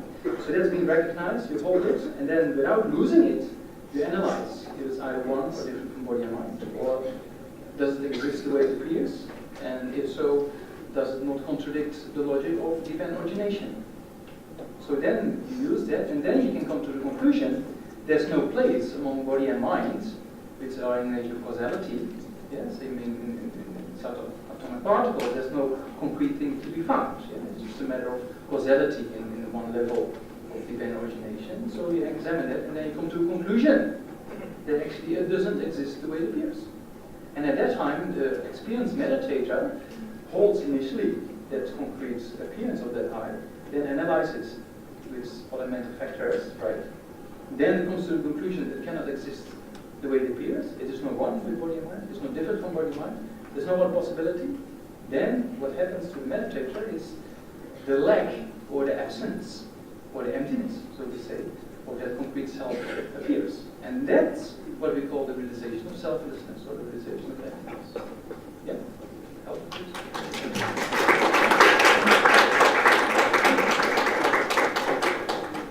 Okay, the session is closed. Now there is a very... Oh, one more question. Oh, sorry, please. I'm going to frame my question as I say it, so it may sound around the place, but one of the things that you mentioned that I agree with both Dr. Nita and Venerable, when you said that a lot of this, what is happening right now is diagnosis is happening in a symptomatic manner, and there is an over-reliance on medication. And I come from a school where we have 1,400 children, and we have tried trying to focus on well-being and not just, education, which is academic. And we also have inclusive, we have about 60 to 100 children who come from learning disabilities, so they're formally diagnosed. Now, the concern, what I'm always facing is that when we want to direct parents towards something which is more holistic, like maybe a Buddhist practice, one very important thing is access. They don't know where to go. And I think one of the reasons they end up going to clinical psychologists is because they have access. Or like you said, maybe it's marketing, maybe it's advertising, maybe it's what they see in the hospitals. Now there are certain very good hospitals which have included at least Ayurveda in their, at least they have a division for Ayurveda. But a lot of it is got to do with access and people not knowing how to approach, say, a non-Buddhist or somebody who's not in touch with the practice. So is there some way of looking at that to how can people have more access? Say a non-Buddhist could have more access, a lay person could have more access.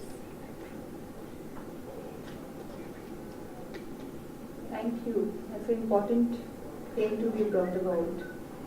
I think there are many logistic problems to your suggestion. Hospitals won't allow that kind of a thing. So it depends upon the individual herself or himself. See, if I am going to counsel somebody, I am going to use all the things I know. I know Buddhism, I will do that. I know a bit of psychotherapy, I can do that. So ultimately it comes down to that. Having said that, I think in your school you can even start something. It all depends upon individual and the personal aspirations. Like you have that aspiration to help. So you can start on your own level. And I think the most important thing is to engage the parents who have such a child. If you can help them learn something about compassion, I think it will help a lot.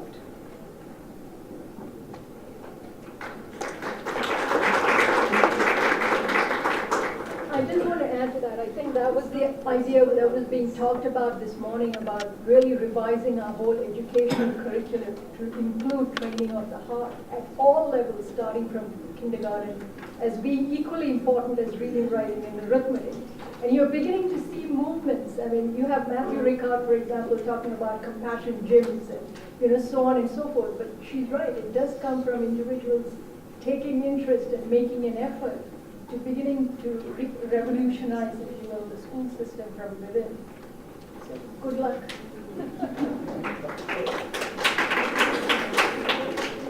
Okay, so now the session is closed, and there is a very important announcement. Please go ahead. Thank you, Dr. Raymond. Yes, now we've come to the end of the session. But before I make the announcement, I would like to present you all with the souvenir as a token of gratitude from our Tibet House family. So, to do the honor, can I please have Mr. Ajirji, Mr. Ajir Vedi on stage. Ajirji has been a retired civil servant, served in Indian Administrative Service for 3 decades, and he is a very loyal and a generous member of Tibet House. So we'll start with Mr. Sion Raman, our chairperson for the session. Please, a big round of applause, please.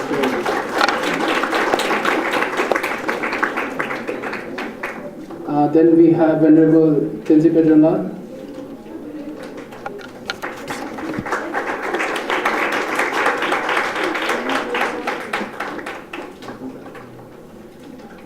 Next, Venerable Geshe Tenzin Namdala.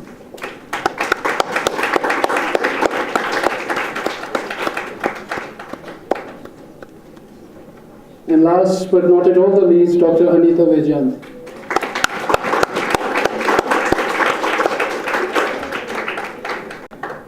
And now the announcement. Now comes the hard part. Thank you so much. Ajirji, thank you so much. A few quick announcements. For tomorrow's sessions, the venue will be same Gulmohar. And we request every participant to come along with the badges because that would be mandatory at the gate. And yeah, we also would like to make one announcement that the separate session for Q&A post-lunch, we won't be able to arrange that, unfortunately, because as we spoke with the officials, the venue is booked for some other event post-lunch. So we're very sorry, but we really appreciate the feedback, and it gives us encouragement to organize such events in future, and we'll definitely consider the feedback and keep it in mind for future. Thank you so much.